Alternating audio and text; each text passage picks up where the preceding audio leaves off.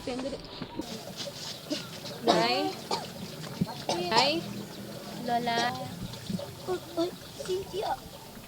Nay, magandang hapon Ay, po. magandang hapon din. Magandang hapon po, Ay, Lola. magandang hapon. Paano ko sila? Oh, ito na bang mga apo Oo, ko? Nay. Si Ay, napakaganda. Tanya po pala at si Jonah, mga anak ko. Oo. Sa mga apo. Pumasok muna kayo sa Doon bahay. muna kayo sa loob, ha? Sige. Pagpasensya nyo ng bahay ko, di pa yan naayos, ha? Nay, may pakiusap po sa inyo. Ano ba yung ipakag-usap mo? Nay,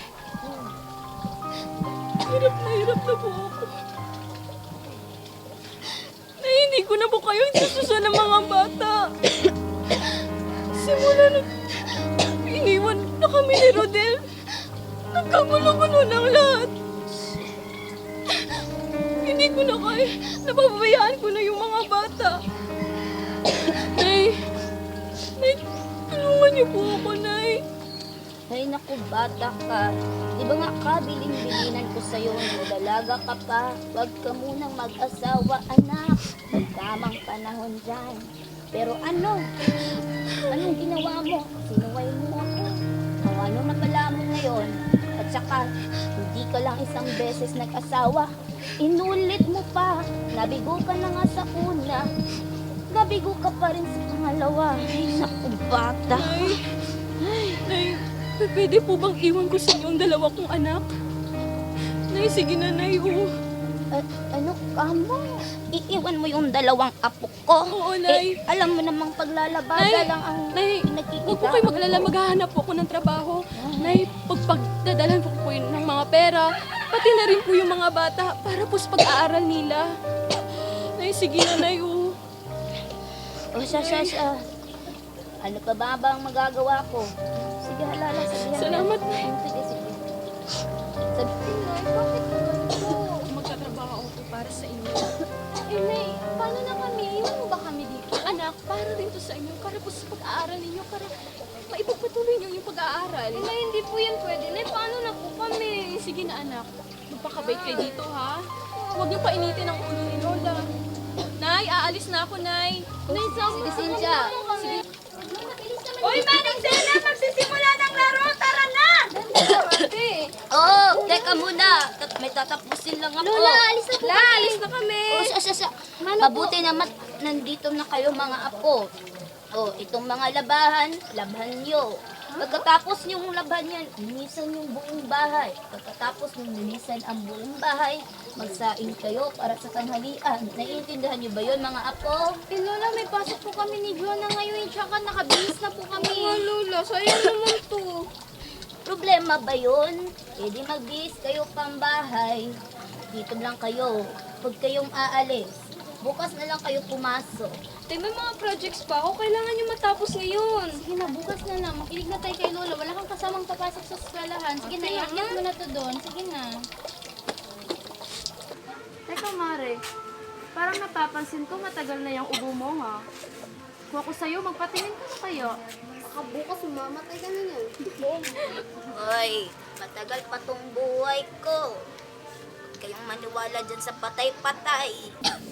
Oo, magaling. Panalo na. Kami eh. Anong madaya? Swerte lang talaga. Marami na tayo na. Oh, maglalaro pa ba tayo?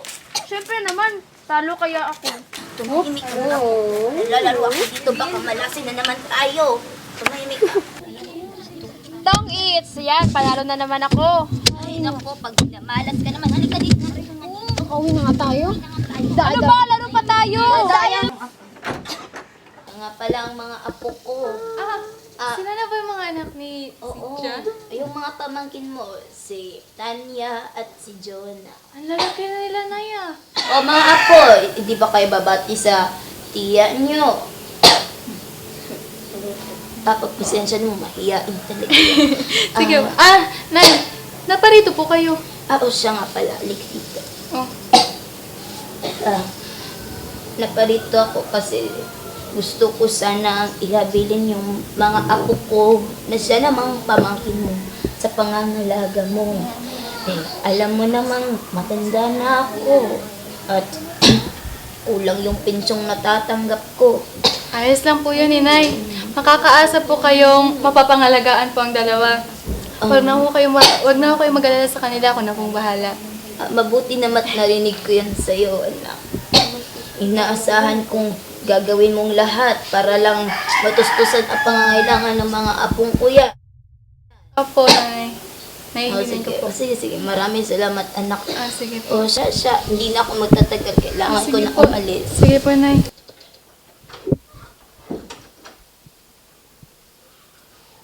Hi, Chang! Alam niyo po, nagagalak kami na pinatira niyo po kami dito sa bahay niyo. Alam niyo po, ang ganda-ganda ng bahay niyo. Di ba, ate? Oo nga, Chang, tsaka ang laki-laki pa. At ang bango-bango pa. Katulad niyo po. Diretsuhin mo na nga ako. Ano ba talagang gusto mo?